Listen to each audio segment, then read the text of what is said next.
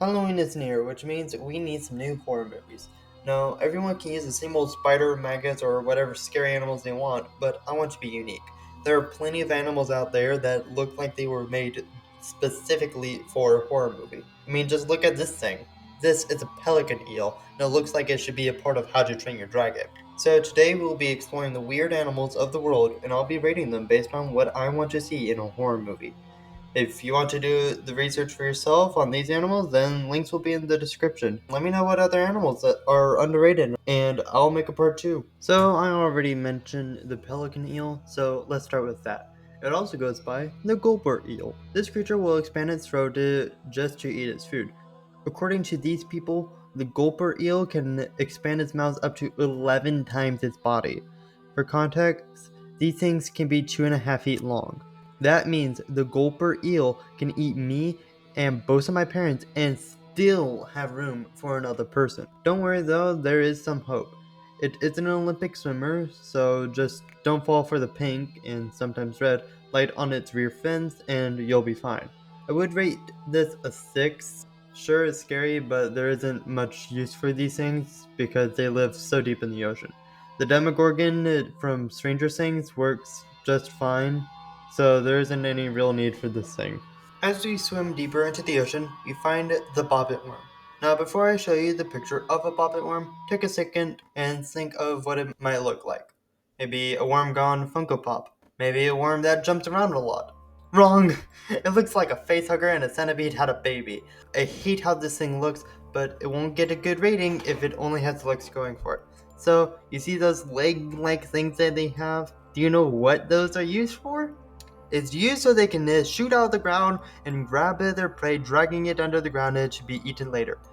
Not only that, they're toxic and can cause nerve damage if you touch them. I'm giving this a 10 because this thing looks like it was a facehugger that fought back, and for context, I couldn't finish Alien because of the facehugger. Oh yeah, they can also be 10 feet long. No thanks, they get a 10 and we're moving on now.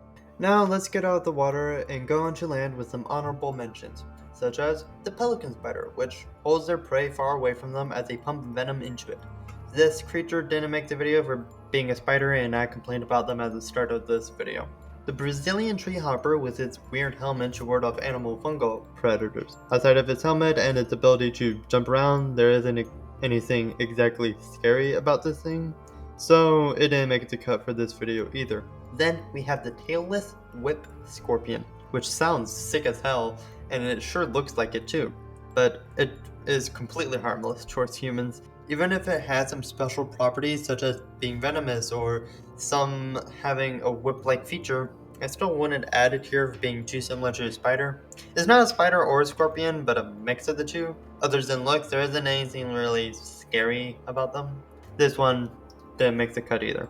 All information about these animals will be in the description, and if you want me to talk about them, then let me know, and I'll make a video going over harmless animals that just look scary.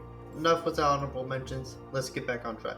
We land in the Southeast Asia forest, home of the slow loris. These creatures seem and are harmless for the most part, but if they feel threatened, they will start producing oil from under their arms, similar to how we produce sweat.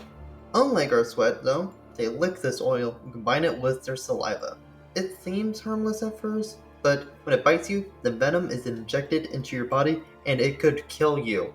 This animal is commonly known in Southeast Asia forests, but can also be found in the Philippines, Bangladesh, Borneo, Sumatra, and the Indonesia islands. I'm sure I mispronounced one of those, and I am deeply sorry if you're from there. They are small, nocturnal creatures, often between 20 and 30 centimeters, or around 10 to 15 inches.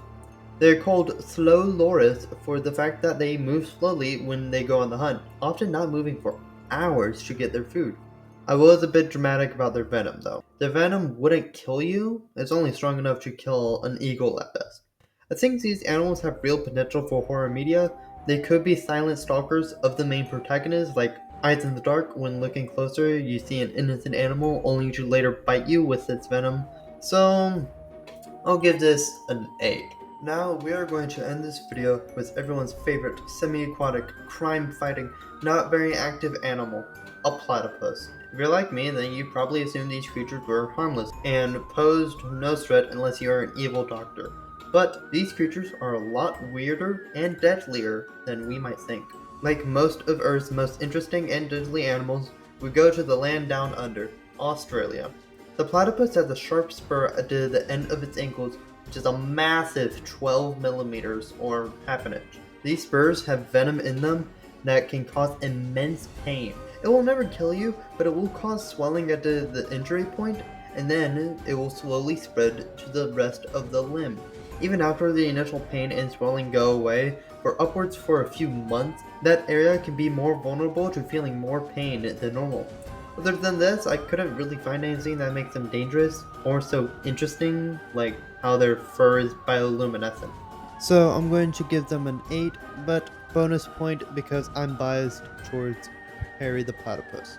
Well, there's 4 animals for you for your next horror story. All links used to find information will be in the description, as I said, and if you want to see a video about seemingly harmless animals, then let me know and subscribe if I decide to make it. Make sure you come back tomorrow because I'll be talking about the human mind.